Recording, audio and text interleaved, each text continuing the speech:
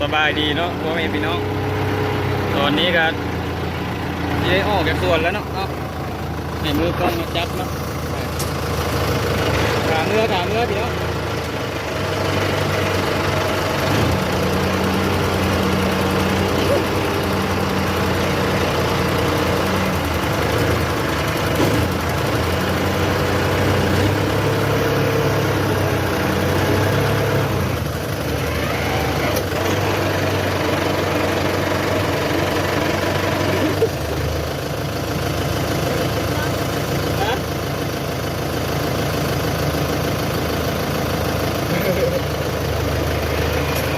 เปลี่ยนแผนพี่น้อง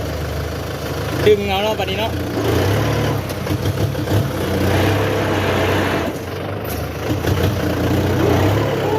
มื่นลายพี่น้องบนโต๊ะร่มเบิ่งตีนเนาะ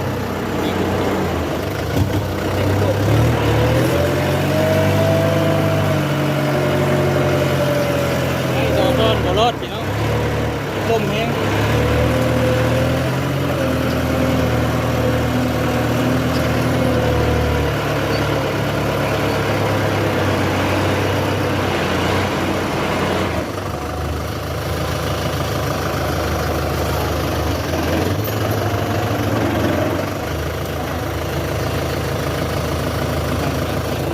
เดี๋ยวสิดึงเนาะบัดนี้เนาะ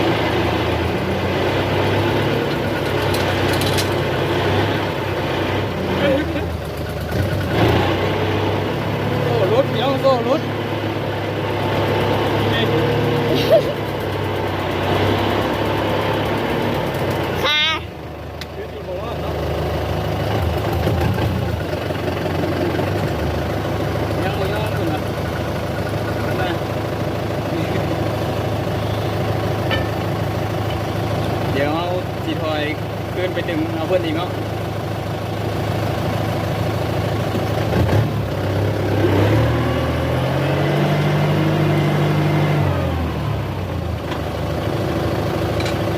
ทางเก่าส่วนก็ค่อนข้างดีพี่น้องปูคอนกรีตเนาะเรียกว่าคอนกรีตยังไม่แห้งเนาะเอามาลุยก่อน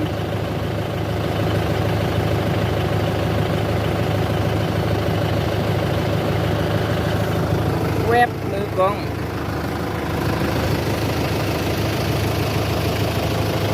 เ เนาะส่วนลุยต่อพี่น้องลุยต่อ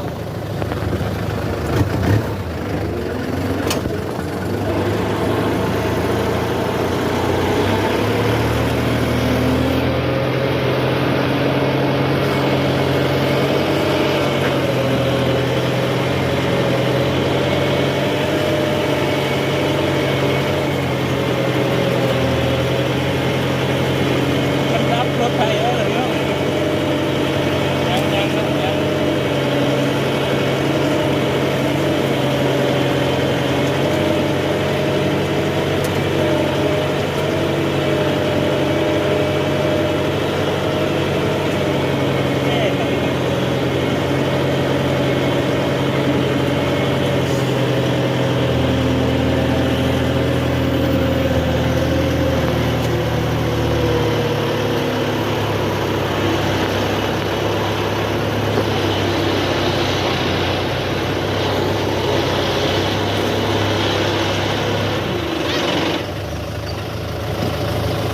เดี๋ยวเอาไข่พวกกันพี่น้อง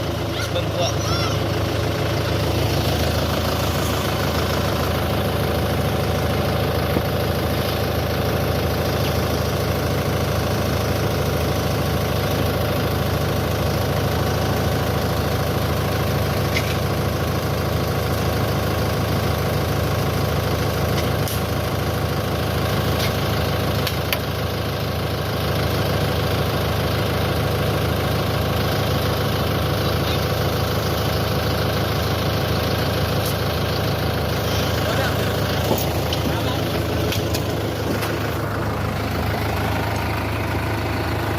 เนาะซึ่ง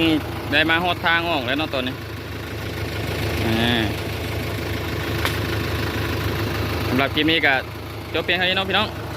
เดี๋ยวขอตัวกลับก่อนเนาะ